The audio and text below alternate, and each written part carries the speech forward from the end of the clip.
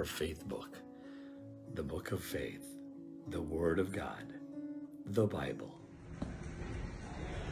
Magandang araw sa inyo mga kapatid. Ang ating FBK ngayong Tuesday ay Ephesians chapter 5, 19 and 20. Nang sinabi ron, speak to yourselves in psalms, hymns, spiritual songs, singing and making melodies in your hearts to the Lord, giving thanks always to God the Father and to our Lord and Savior, Jesus Christ.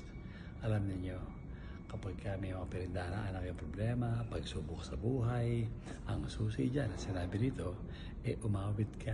Umawit ka ng masaya, umawit ka ng mula sa puso mo, at umawit ka ng salita ng Diyos. Narito tayo ngayon sa Center for Worship and the Arts sa Liberty University, sa Lynchburg, Virginia. Nag-aaral si Denise, pero hindi dito. Nasa graphic design siya. Arts din. Pero ito ay mga music, performing arts. Nandiyan yung Liberty, Baptist College Choral. Nandiyan yung mga worship and arts. And narito yung iba't ibang klase ng music.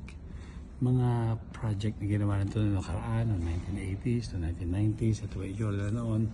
Tapos ito yung kanilang banda. Nakita po yung pinagmamalaki rito sa Liberty University Marching Band dito sa Lynchburg, Virginia.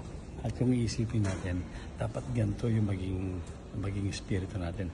Palaging kumakanta, palaging nagpapasalamat, ano man natin pinagdaraanan. Kaya ngayong araw ng Martes, piliin natin magpasalamat at umawit sa Panginoon. Yan ang ating FBK, Ephesians 5, 19 and 20.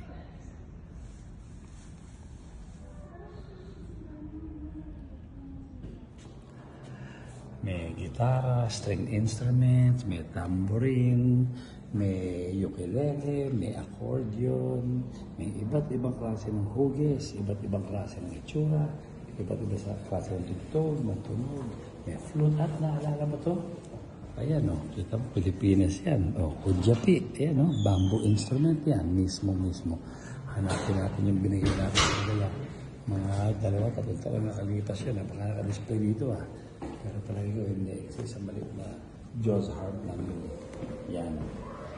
Ito mga instrumento dito sa Liberty University. At ang ating FBK ngayong araw ay ang Ephesians chapter 5, 19 and 20 na sinasabi doon, ayun na, tama mami, ayan ang Jaws harp, nakita mo, ayan ang Jaws harp, dinisplay nga nila talaga, sa Pilipinas. Yan, nilalagay yan sa bibig na gano'n, iniipit na ganyan, tapos sa bibig ginagalaw na gano'n, yan, pinapatugtog sa pamigitan ng dila. At naka-display dito iba't ibang instrumento, lalo sa Asia at sa iba't ibang lugar ng mundo.